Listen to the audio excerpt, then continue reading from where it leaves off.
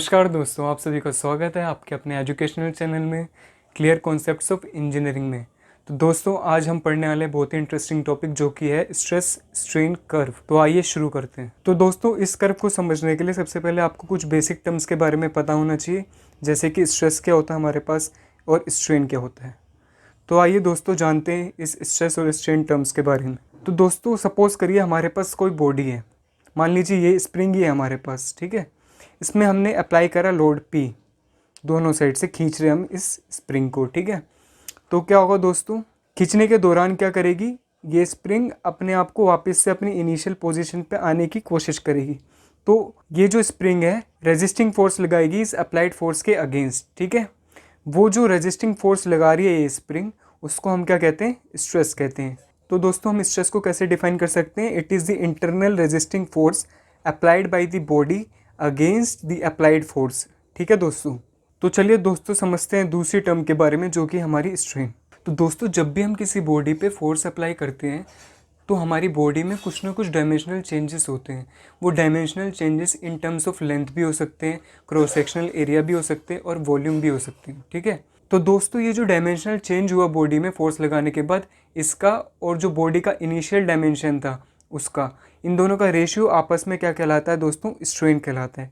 तो दोस्तों हम स्ट्रेन को कैसे डिफाइन कर सकते हैं, strain can be defined as the ratio of the dimensional change due to the applied force to the initial dimensional state of the object. So I hope दोस्तों आपको स्ट्रेन टर्म भी समझ आ चुकी होगी। तो बढ़ते हैं दोस्तों हमारे आज के टॉपिक की तरफ जो कि हमारा स्ट्रेस और स्ट्रेन कर्व। तो दोस्तों इस कर्व को समझने के लिए सबसे पहले हम कंसीडर करते हैं हमारे पास एक स्प्रिंग है जिसमें हम क्या लगा रहे हैं, टेंसाइल फोर्सेज लगा रहे हैं, means equal and opposite forces. तो दोस्तों जैसे कि आप इस कर्व में देख सकते हैं कि जब हमने अपने स्प्रिंग को शुरुआत में खींचा तो हमें क्या मिला, O से P तक हमें मिला कि स्ट्रेस जो है हमारा डायरेक्टली प्रोपोर्शनल है हमारे स्ट्रेन के। मीन्स जितना स्ट्रेस लग रहा है हमारी बॉडी पे उतना हमें स्ट्रेन मिल रहा है। तो दोस्तों इस कर्व में जो आपको P पॉइंट नज़र आ रहा है ये प्रोपोर्शनलिटी लिमिट है। इस पॉइंट तक हमारा क्या रहेगा, स्ट्रेस डायरेक्टली प्रोपोर्शनल रहेगा स्ट्रेन की। पर इसके आगे जाते ही ये जो stress directly proportional to strain है ये नहीं रहेगा, ठीक है दोस्तों।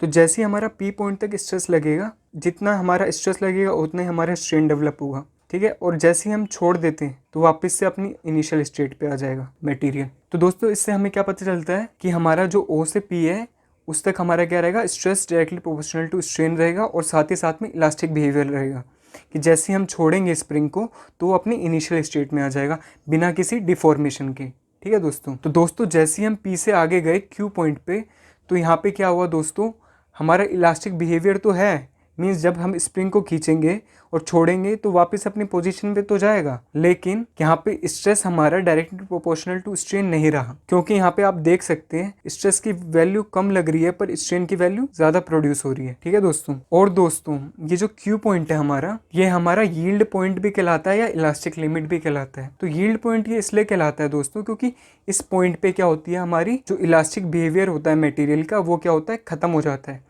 और इस पॉइंट के बाद से हमारा क्या है, प्लास्टिक बिहेवियर स्टार्ट हो जाता है मटेरियल का। तो इसके लिए ये क्या कहलाता है, यील्ड पॉइंट। तो दोस्तों ये जो Q पॉइंट है इस कर्व में, इसको हम इलास्टिक लिमिट इसलिए कहते हैं क्योंकि ये प्योर इलास्टिक बिहेवियर की मैक्सिमम लिमिट है, क्योंकि इसके बाद से हमारा क्या होता है, प्लास्टिक बिहेवियर स्टार्ट हो जाता है। इसलिए हम Q पॉइंट को यील्ड पॉइंट भी कहते हैं और इलास्टिक लिमिट भी कहते हैं, ठीक है दोस्तों। तो दोस्तों अब आते हैं सीधा S पॉइंट पर। ये जो S पॉइंट है हमारा, ये पॉइंट है अल्टीमेट टेंसाइल स्ट्रेस पॉइंट, ठीक है, या फिर इसको कहते हैं ब्रेकिंग स्ट्रेस पॉइंट।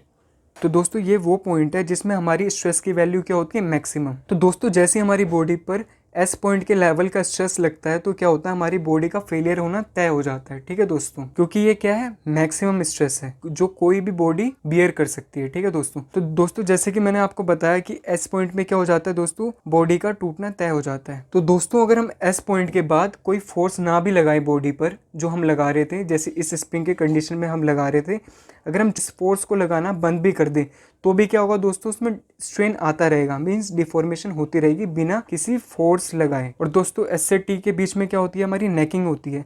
उस दौरान क्या होता है, हमारा क्रॉस सेक्शनल एरिया रिड्यूस होने लग जाता है और फ्लूइड की तरह फ्लो होती है हमारी बॉडी, ठीक है। T पॉइंट पे आते ही क्या हो जाता है, हमारा फेलियर हो जाता है बॉडी का, ठीक है दोस्तों। अब आप कहेंगे कि R पॉइंट के बारे में आपने कुछ बताया नहीं, तो दोस्तों पढ़ते हैं हम R पॉइंट के बारे में। तो दोस्तों ये जो QS है हमारा, ये क्या है, प्लास्टिक रीजन है। इसके बीच में हमने कहीं पे भी एक आर पॉइंट लेना है, हमने लिया यहाँ पे आर पॉइंट, ठीक है।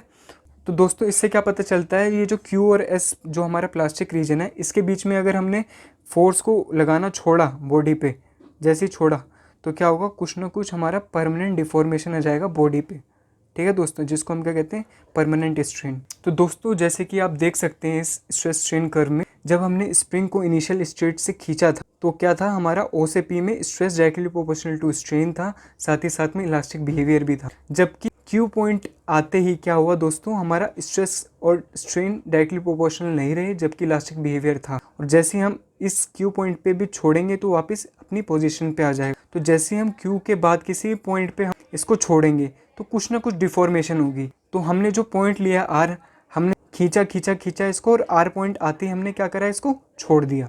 तो दोस्तों जैसे कि आप देख सकते हैं इसमें डिफॉर्मेशन, और वो डिफॉर्मेशन इस तरह से हुई कि ये वापस से अपनी इनिशियल स्टेट पे ना जाके इसमें कुछ ना कुछ डायमेंशनल चेंज हुआ। तो इसमें क्या हुआ, परमानेंट स्ट्रेन डेवलप हुआ, ठीक है दोस्तों। और दोस्तों एक चीज़ मैं बताना भूल गया, ये जो क्यूएस रीजन होता है इसमें क्या होता है दोस्तों, स्ट्रेन हार्डनिंग होती है। स्ट्रेन हार्डनिंग को हम वर्क हार्डनिंग भी कहते हैं। क्यों? क्योंकि दोस्तों इस दौरान क्या होता है, हमारे जो बॉडी होती है जिस पे हम फोर्स अप्लाई कर रहे होते हैं, वो क्या करती है, मैक्सिमम रेजिस्टेंस ऑफर करती है हमारे अप्लाइड फोर्स, ताकि जो स्ट्रेन डेवलप हो रहा है वो कम से कम हो, क्योंकि हर बॉडी चाहती है कि वो अपनी इनिशियल स्टेट पे रहे। तो दोस्तों इस क्यूएस रीजन में क्या करती है, हमारी बॉडी काफ़ी हाई इंटेंसिटी से रेजिस्ट करती है अप्लाइड फोर्स को, ताकि वो अपनी इनिशियल स्टेट को बरकरार रखे। तो दोस्तों मैं आपको एक एग्जांपल देना चाहूँगा, जैसे कि कोई इंसान है जिसको आपने क्या कर रखा है, बेड़ियों से बांध रखा है और उसको टॉर्चर करा जा रहा है आपके द्वारा।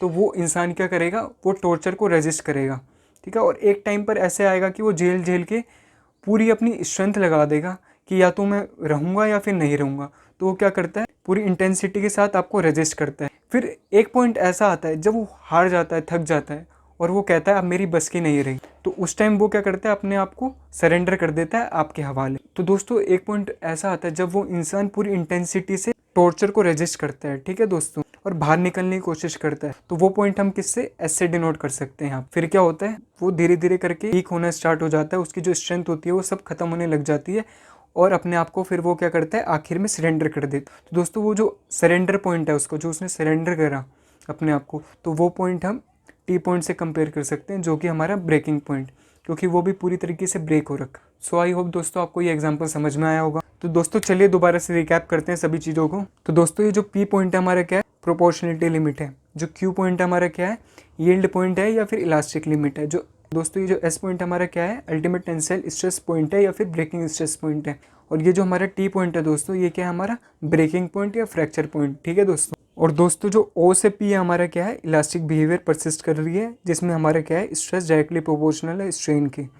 फिर क्या है, ओ से क्यू हमारा क्या है, इलास्टिक बिहेवियर रहा, पर क्या नहीं रहा, stress directly proportional to strain नहीं बचा। फिर क्या हुआ दोस्तों, हमारा क्यू से एस में क्या हुआ, हमारा इलास्टिक बिहेवियर खत्म हो गया, प्लास्टिक रीजन स्टार्ट हो गया, और हमारा क्या हुआ, स्ट्रेन हार्डनिंग प्रोसेस हुई क्यू एस के दौरान। एक बार दोबारा बता देता हूँ मैं, स्ट्रेन हार्डनिंग क्या होती है। क्यू और एस वाला रीजन है, इस दौरान क्या होता है, हमारी बॉडी पूरी इंटेंसिटी से रेजिस्ट करती है अप्लाइड फोर्स को, ताकि कम से कम उसके अंदर स्ट्रेन या फिर डायमेंशनल चेंज हो, ठीक है दोस्तों। तो फिर आते हैं दोस्तों एस से टी वाले रीजन में। तो इस रीजन में क्या होता है दोस्तों, हमारा जब हम अप्लाइड फोर्स को भी छोड़ देते हैं तो भी क्या होता है दोस्तों, स्ट्रेन प्रोड्यूस होता रहता है, ठीक है। क्रॉस सेक्शनल एरिया में क्या होती है, रिडक्शन होती रहती है, ठीक है दोस्तों। तो दोस्तों इस स्ट्रेस और स्ट्रेन कर्व से हमें कुछ बातें ध्यान में रखनी चाहिए, जैसे कि जो डक्टाइल मटेरियल होते हैं, जैसे कि mild steel, copper, aluminium etcetera etcetera, उन सभी के क्या होता है दोस्तों, प्लास्टिक रीजन बड़े होते हैं। तो दोस्तों इसी वजह से इन मटेरियल्स का जो नेचर होता है वो डक्टाइल और मेलिएबल होता है, ठीक है। डक्टाइल मतलब ये थिन वायर्स में कन्वर्ट हो सकते हैं, और मेलिएबल मतलब ये थिन शीट्स में कन्वर्ट हो सकते हैं, ठीक है दोस्तों। तो दोस्तों जो दूसरी बात हम इस कर्व से अपने ध्यान में रख सकते हैं वो ये है कि जो ब्रिटल मटेरियल्स होते हैं, जैसे कि कास्ट आयरन हो गया, कंक्रीट हो गई, सेरेमिक्स हो गए, एलॉयज हो गए बहुत सारे टंगस्टन के, एट्सेट्रा एट्सेट्रा, उनका क्या होता है दोस्तों, प्लास्टिक रीजन कम होता है।